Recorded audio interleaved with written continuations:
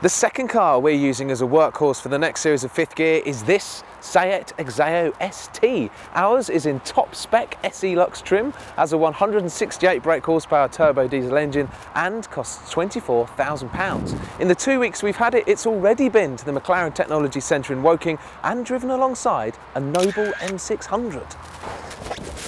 The electric memory seats are brilliant because we've all assigned ourselves a number so we don't have to fidget around before driving off, and because it's black, it looks brilliant once it's got a bit of speed dirt rubbed up the bonnet from the motorway.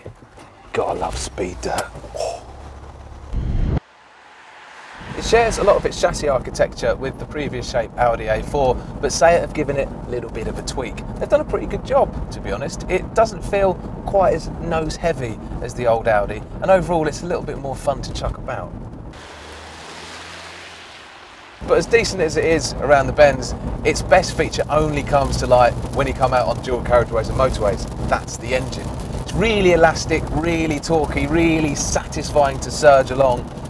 And despite the fact that it encourages you to drive along a little bit quicker than perhaps you should, we've been getting 37.1 miles to the gallon, which over about 2,000 miles of hard use is incredibly good.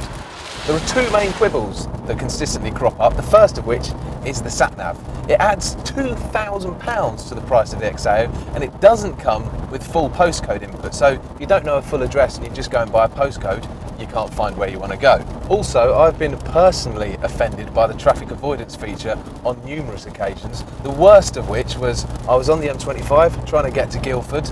It decided that the M25 was busy, so it took me on the North Circular right into a 5-mile queue. Not clever. Things that have irritated other people in the office include the armrest. Just like in the previous Audi A4, it gets in the way of absolutely everything. You try and change gear, 3rd to 4th, annoying, 5th to 6th, annoying, always in the way. Then you stop, you think, finally, I don't have to change gear. Try and put the handbrake on, and it's in the way. Don't need it. And that's not all. It's not exactly packed with room in the back. I'm only 6 feet tall, and this is all the space my knees get if I want to sit behind myself. So it's just not quite ideal for carrying a big burly crew home after a hard day's filming.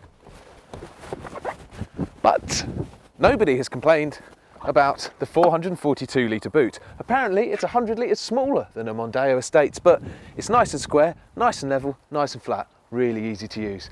Overall then, the Exeo, maybe it's not quite been the surprise, maybe it's not been the revelation that the CX-7 has been, but as a strong motorway car with a good engine and decent handling, we're not going to complain at all. We'll upload a new video once we spend a bit more time with it, and we'll tell you how we're getting on.